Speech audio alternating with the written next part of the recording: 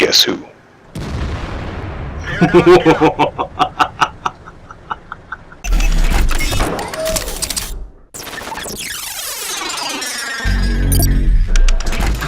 Hey folks, this is ioEther and we're back playing some more World of Tanks. So, as you can see, this is Ronnok in his E3. This is, of course, Pravkarovka.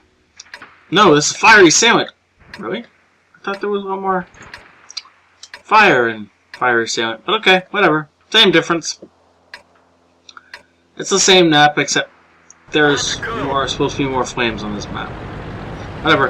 Anyways, either way, and of course, World Tanks is drawing me. That's how that works. Anyway, so obviously this is a tier 10 game. It's a standard game, and we're running off to the 1, 2, 3 line. So while we get there, let's do the intro stuff. So as always, if you enjoy the video and want to support the channel, best way is to like any videos you enjoy, and if you want the channel to grow, the fastest way to do that is to share it with friends and tell people to come watch. And send in replays so that they can watch you be awesome. Because that's what I'm all about, right? Making everybody look awesome. Whether or not they think they're awesome doesn't really matter. You send me in a replay, I will try to make you look awesome. That's the deal. Okay. Now that I've yattered on about myself in this channel as much as possible, we're still not to where we need to be because, of course, this is E3. It takes a year and a day to get just about anywhere in the world. Though, it gets there much faster than the T110E3 did before it, so you know that is a plus. Now unfortunately, we don't have a scout tank in a good spot, so the only scouting we're going to be able to get done is from this Type 61, and he unfortunately looks like he's either going to die or get severely injured in just a few seconds. He seems to be okay, so it's cool. Look at that. That's oh, I thought for a sec we were going to get... We didn't even scratch them. Okay, that's unfortunate. I thought for a sec we were going to get a shot at the side of a T-34 turret. That would have been pretty awesome. That would have been a fun shot to take, because that would have just penned straight through and murdered his crew. So, at this point in time, Ronnok is not running a camonette, so if he spots anything, he's going to have to roll backwards before he shoots in order to not get spotted in return.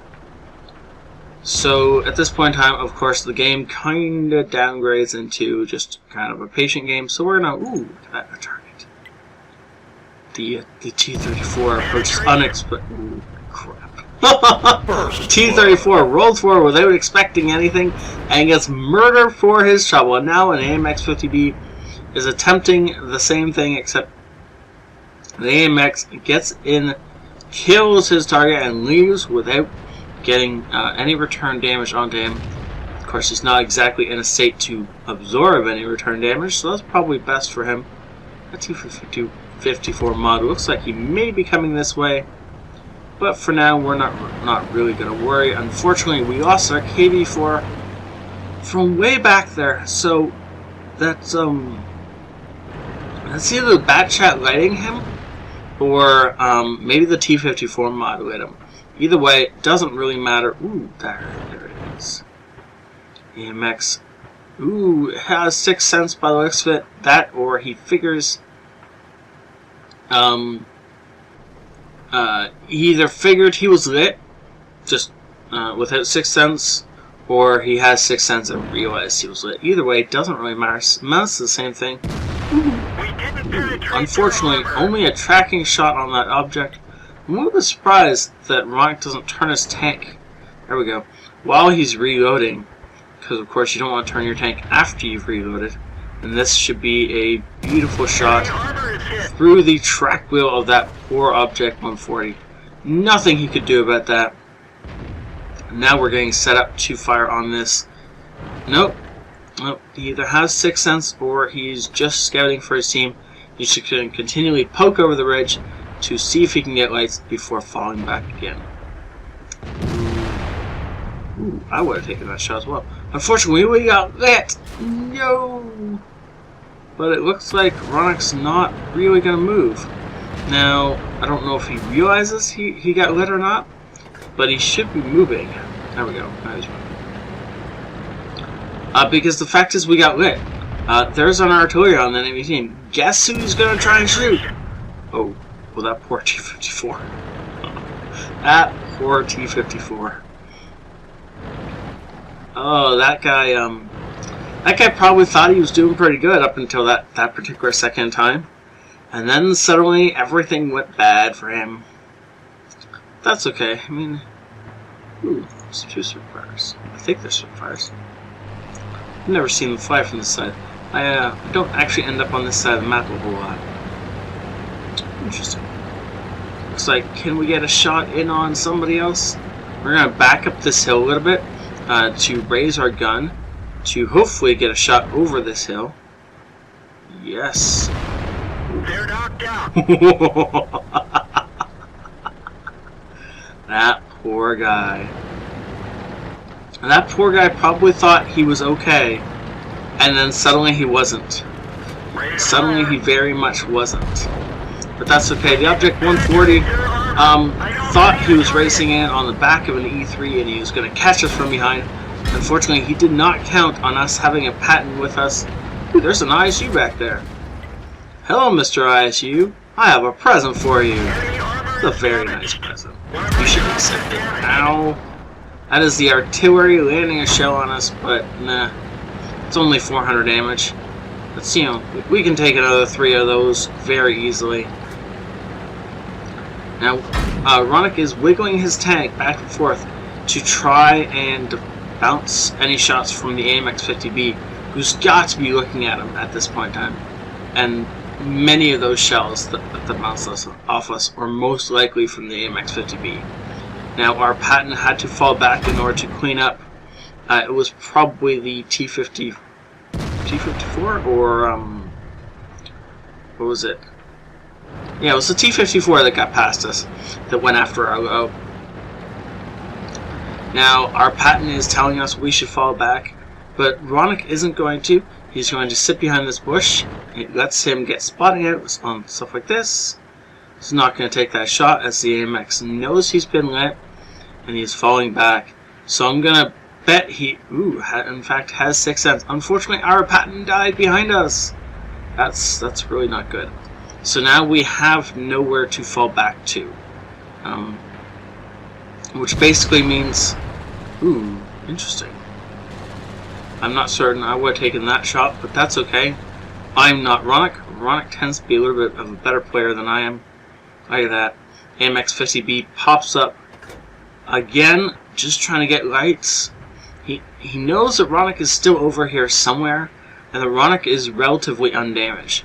And the other thing, of course, is that the only 2 tanks that are over here are the ISU and the 50B, and they are way too low health to charge us. They're going to need the allied bat chat, their allied bat chat, to come over here. There he is, and he lights us, and immediately Ronnok turns around to bounce the shells incoming from the AMX-50B and the ISU, and those are the only guys he's paying attention to.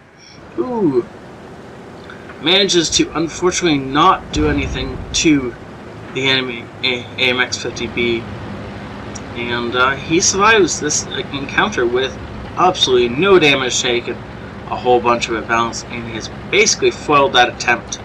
Now, if the enemy bat chat was a little bit more confident, or maybe he doesn't realize how many tanks are not behind Ronnok anymore, but I would have expected him to try and flank around behind Ronnok and put shots into his back, because at this point, if you get an E3 from behind with an autoloader, he's just dead. There would be nothing Ronnok could do about it. He would have to either turn around to shoot the bat chat, or let the bat chat empty a full clip into his back while facing forward in order to not get shot by the other guys. So either way, Ronnok basically would have ended up dead in that particular encounter. Ooh, side of a bat chat! We will definitely take that shot. This poor bat chat gets lit and absolutely wrecked there. Now I'm hoping that damaged his engine, but of course there is no way to be certain. And that did not sound like an artillery shell. I bet that was actually an ISU shell right there. Ronnok is inching up over this. Ooh, look at that. AMX 50B bounces off the top of us as we're using the dead low for cover. Bounces another shell, and can the 50B get into cover in time? Double kill. Nope. No, we can't. Now there's only an ISU in front of us and a bat chat, of course, around here somewhere. But the bat chat is on like 100 and some odd health. So anyone in our platoon, anyone that's still left on our team can actually kill the bat chat, even with splash damage. Now, 5-minute warning. Ronnok is looking down the 1-2 line while he's moving over, as he's trying to get a better line on whoever is up here. Unfortunately, enemy bat chat takes out our Death Star, but really that's unfortunate. But I mean, it was going to happen. Now there is 4 minutes left on the clock. 4 minutes to carry a game. Yeah, I think we can do this. Now, of course, if Ronnok turns around, he will die from the ISU. And he figures the bat chat is probably over there as well, which is, of course, why he can't turn around. Now, the bat chat could really be anywhere on the map. Also, of course, artillery is probably looking at him, and I'm going to guess the T-28 prototype is probably over in this area as well. So, yeah, that's going to be unfortunate. So hopefully the FV can, in fact, take out this Giant Panther. Ooh, we've been lit. That's not great. Now Ronnok is going to juke back and forth. ISU misses his shell, and dead ISU. And of course, we got to continue juking because there's an artillery probably looking at us. And yes, apparently we have juked out the RD shells. Okay, good to know. Now, our FV is still alive, so now we can kind of fall back to support him. The ISU being dead. Oh, crap. Our FV is on so low health that somebody could blow on him, or blow in his general direction, and he will fall over and explode into a million tiny little bits. Now, you notice that Ronnok is using as many of these dead tanks as cover as he possibly can. He only has 5 standard shells left. And then he's going to be into his gold rounds.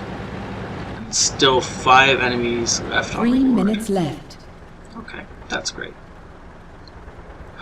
Now, unfortunately, E3 is such a slow machine that he can't really attack with it.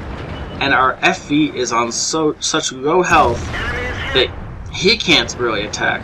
So these guys are going to have to wait for the enemies to come to them. But, you know, if the enemies keep doing stuff like that, we're just going to annihilate them. Ooh, that may have been an arty shell that just connected with the dead Patton. But that's okay, because it obviously didn't hit us. And of course, we're wondering where that bat chat is. He can come flying in. I really expect him to come flying down the 1-2 line, if he comes flying down anywhere. Because that has the most cover. To get in the closest, and really, of course, the bat chat does want to get in pretty much in your face before you know he's there. It's the only way he's going to be able to jump on and then kill Ronnok and our FV. There, of course, is the enemy bat chat. He's been letting us all game, and unfortunately, no shot on him. Ronnok has to fall back. Ow! But that was mostly absorbed by our gun mantle, so that's good. Oh. Looks like Ronnok's trying to figure out where that shell hit as well. Yeah, that must have been mostly absorbed by our gun mantle. Cool. Good job. It is one way to do it. Enemy bat chat's been lit again. We've been lit again. Now the juking starts again as we know that there's an artillery around here somewhere. There's 1 minute and 20 seconds left in this game. Come on, Ronnok. Ooh, yeah, there's enemy artillery firing. Okay, now we can go. Unfortunately, I'm fairly confident the enemy artillery is actually down here, or maybe even over here. That's gonna kind of be unfortunate, but oh well. 1 minute remains. If we can take out the enemy bat chat, no, we're actually gonna have to kill the entire enemy team at this point in time in order to win this game. About a minute ago, if we could have taken out the bat chat, we could have kept possibly to victory. There's the enemy bat chat. He's running away. And let's get this shot. Beautiful shot. Lost a track. Unfortunately, enemy FV fires and hits us. I think Ronnok thinks the shell came from K5, 30 seconds as left. that is where he's on his way. That's also where he was aiming after that shell hit him. So now there's an enemy low. So we're just okay. So apparently this is a draw, because there's no way that we killed 3 tanks in 14 seconds with 2 shells. There is the enemy FV. Dead enemy FV. 5, 4, 3, 2, 1. Can I just give up on this? Without premium 700 experience, that's kind of depressing. On a draw, still earns him the Ace Tanker, Fighter, Shell-Proof, Fire for Effect, Bruiser, and then of course the coveted Steel Wall and High Caliber. Again, these two in combination aren't seen all that often, but completely awesome. And of course we start to realize why the enemy team was so hard to defeat. And oh well. 7,000 damage dealt over 4 kills for 1,100 total experiences. This is of course with the Courageous Resistance. And it looks like Ronnok was the only one who got a Courageous Resistance. No one on the enemy team or any on the friendly team picked up another medal. So that's kind of unfortunate. And look at that. The enemy Jagdpanther E100 that was threatening our base had done a total of 141 damage the entire game. And their low, who was live at the end, did 0 damage the entire game. He didn't even get any spotting damage. Oh, he did. He got 351 spotting damage. Really? So then what did... Sometimes I wonder. Sometimes I wonder about enemy teams. Sometimes I wonder about friendly teams. Anyways, doesn't matter. There we go. That is how you do it. 7,000 damage and 5,000 damage blocked by armor. Sorry, 7,000 damage done to the enemy tanks, 5,000 blocked by armor, and he spotted another 1,000 just for good measure in this incredibly long, unfortunate defeat of a game. But that, ladies and gentlemen, is how you snatch defeat from the jaws of defeat, and basically make the enemy team sorry that you were on the enemy, on their words. Me, not good. So sorry. So if I can speak again, what I meant to say is, that's how you make the enemy sorry that you were up against them for this battle, and you managed to turn a defeat into a draw. Which is still a defeat, but it's a defeat for both parties, so it makes you feel a lot better. And I personally enjoy trolling other teams that way. Anyways, thank you all for watching. Have a great night. This is ioEther out. Hey folks, this is ioEther, and we're back with some more World Tanks. Side scraping. How to counter a player who's side scraping. So the E100 is trying to side scrape. And you can see... let's see where... Ronnok is actually firing at the engine deck of the enemy tank. And, well, that makes sense, because Ronnok's gun is actually higher up than the enemy tank's engine deck, so he can aim down. And if he concentrates right, and if he... well, yeah, T-57. Really? How did you miss that shot on the T-57? Really? That was like a free shot. So the enemy E100 is getting really pissed that Ronnok can somehow penetrate him without being, without exposing enough of his tank so that this guy can kill Ronnok. So Ronnok's, again, gonna shoot for the engine deck.